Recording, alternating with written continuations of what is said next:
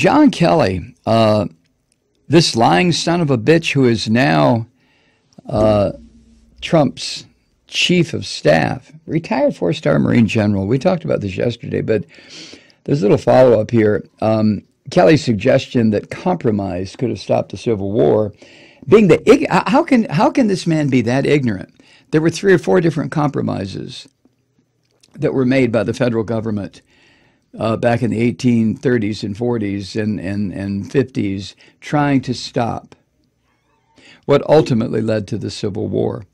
And all of those compromises were hard and mean-spirited on the enslaved people who had been dragged here from Africa.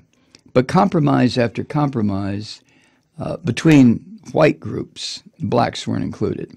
The compromise was between different white groups. And how someone can be a 4-star Marine general and be this ignorant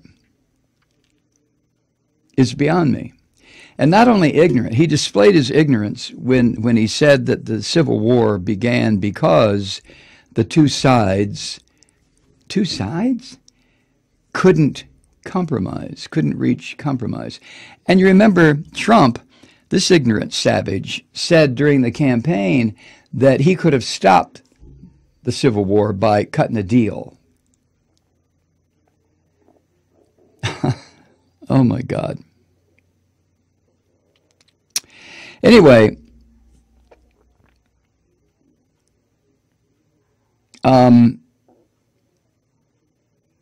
Kelly seems to be moving from the role of a quiet backstage manager of this psycho, this insane asshole who is the president. That was Kelly's job. Kelly was hired to tamp down the bullshit that was erupting from the White House, and he hasn't succeeded at all. In fact, he's become a co-conspirator. Have you noticed that? Have you noticed that? This is the same guy who told Laura Ingraham on the Fox sewer on Monday night that Robert E. Lee was an honorable man who had prioritized his loyalty to his state, Virginia, over the U.S. Constitution. And that made him an honorable man. That makes him a goddamn traitor. I mean, by any definition. But I'm not going to talk about Robert E. Lee. Screw Robert E. Lee. He should have been shot after the Civil War. He should have been put up against the wall, fucking bullet right in his head. No, he should have been hanged because he was a traitor. Execution by firing squad is reserved for people who had a good, decent military career. They just wound up on the wrong side. And firing squad, I didn't know this, but firing squad indicates an honorable execution. Hanging indicates you were a piece of shit execution. Because when you get hanged, so I've been told, you lose your bowels and your urine, and it makes for a messy corpse. That's what should have happened to Robert E. Lee. He should have been hanged. Because he committed treason. He was a traitor. Jesus Christ. Oh, never mind. Not only that, but he wanted to continue slavery. He should have been hanged on moral grounds. But he was a good Christian. He went to church every Sunday, carried a Bible in his backpack on the ass end of his horse, and all this other crap. Anyway.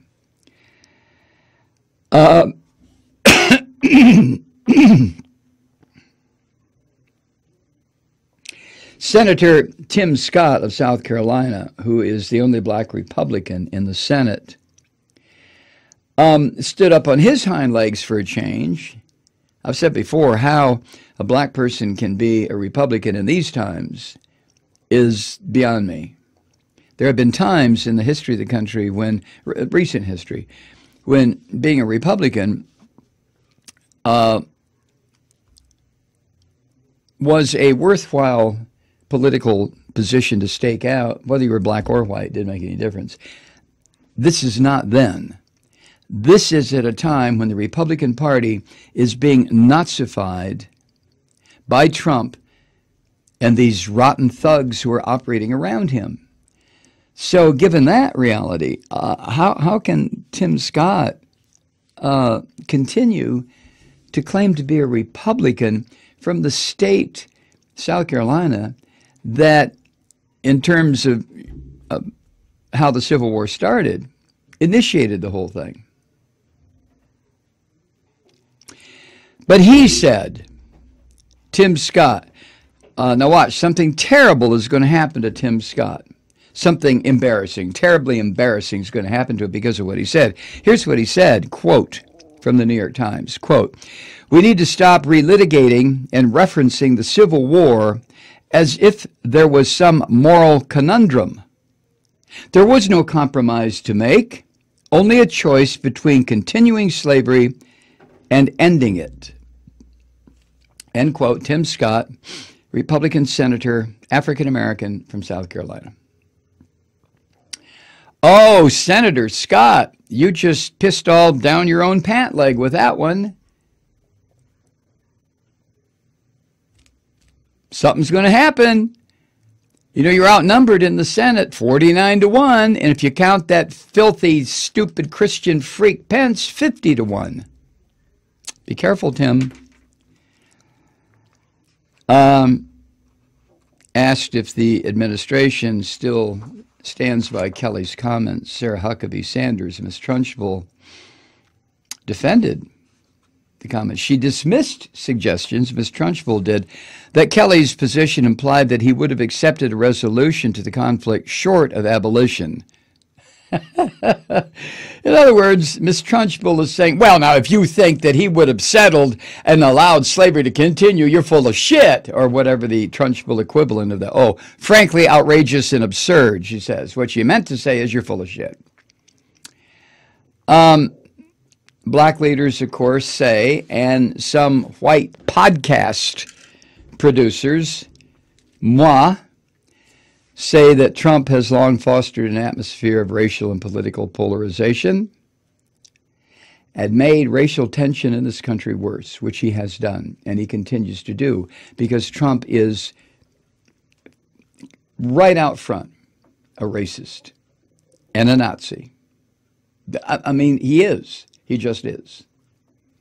It's not a debatable or arguable point, because all you have to do is look at what he has done his entire life and what he's doing now to come to that conclusion.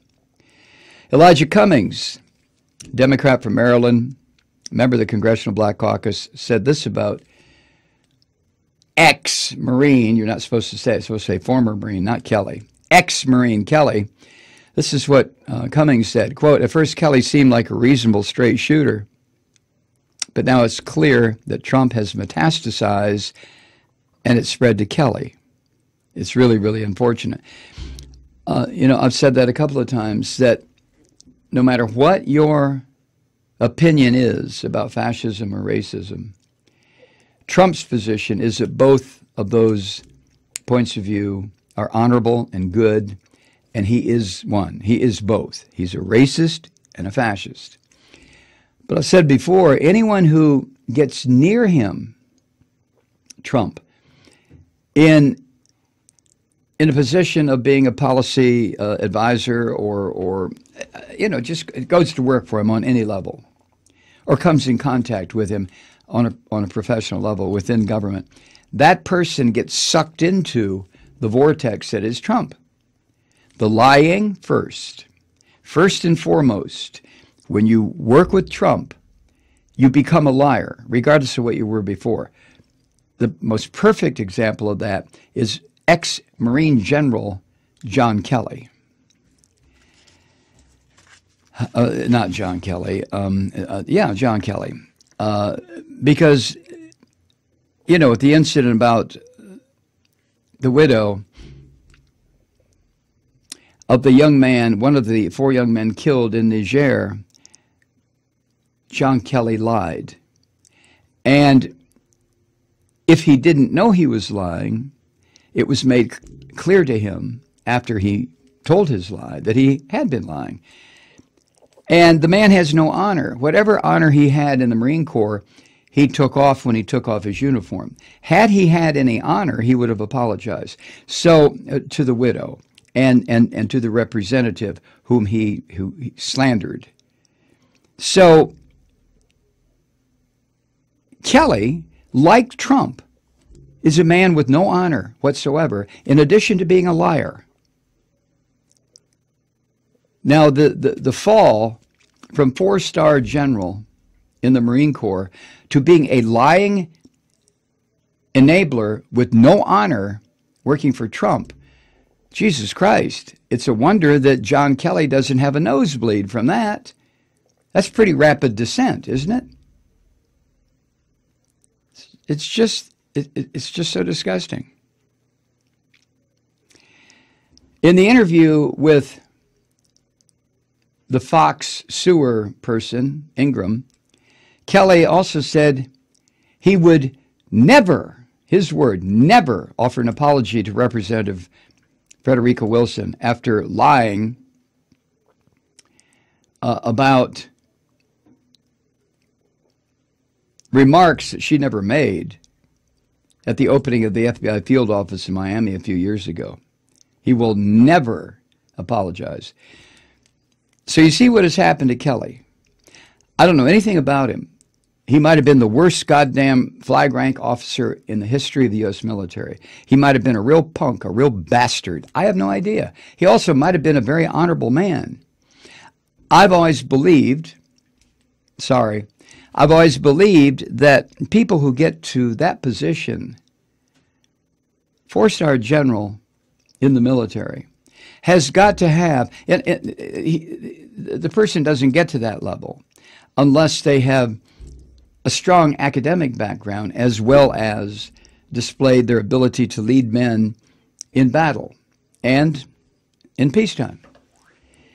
A strong academic background would have indicated or would have shown Kelly that his statements about the Civil War happened because no one was willing to compromise, would have shown him that that was not true.